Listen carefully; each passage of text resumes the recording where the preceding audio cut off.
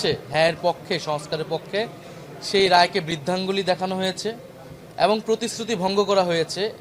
সরকার গঠনের প্রথম দিনই যারা প্রতিশ্রুতি ভঙ্গ করলো তাদের কাছ থেকে এই দেশ জাতি বা আমরা কি আশা করব সেটা সবার মনেই প্রশ্ন তৈরি হয়েছে। এবং এটা শুধু রাজনৈতিক প্রতিশ্রুতি ভঙ্গ নয়, এটা কিন্তু আইনি সংকট এবং জটিলতা তৈরি করেছে।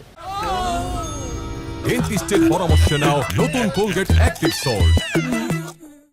কারণ গণভোট যেই আদেশের ভিত্তিতে হয়েছে, যে জুলাই জাতীয় সনদ ব্র্যাকেটে সংবিধান সংস্কার বাস্তবায়ন যে আদেশ, সেই আদেশে সুস্পষ্টভাবে লেখা আছে যে জনগণের যে সার্বভৌম অভিপ্রায় জুলাই গণঅভ্যুত্থানে হয়েছিল, যার ভিত্তিতে সংস্কারের আকাঙ্ক্ষা, সে অনুযায়ী গণভোট হচ্ছে এবং গণভোটের যদি হ্যাঁর পক্ষে রায় আসে তাহলে শপথ হবে একই অনুষ্ঠানে। সুস্পষ্টভাবে আদেশে লেখা আছে একই অনুষ্ঠানে নির্বাচিত যারা সংসদ সদস্য হবে তারা সংস্কার যে সভা, সংস্কার পরিষদের সদস্য হিসেবে শপথ নেবেন এবং একই ব্যক্তির কাছেই তারা শপথ নেবেন এবং পরবর্তীতে কার্যক্রম আগাবে। ফলে আজকে যে তারা শপথ নিল না, এটা কিন্তু হ্যাঁ তারা এটাতে সাইনও করেছে জুলাই সনদ, যার ভিত্তিতে হচ্ছে পরবর্তীতে আদেশ হয়েছে এবং এই আদেশটাকেও কিন্তু তারা মেনে নিয়েছে, গণভোটকে তারা মেনে নিয়েছে, গণভোটে তারা অংশীদার ছিল।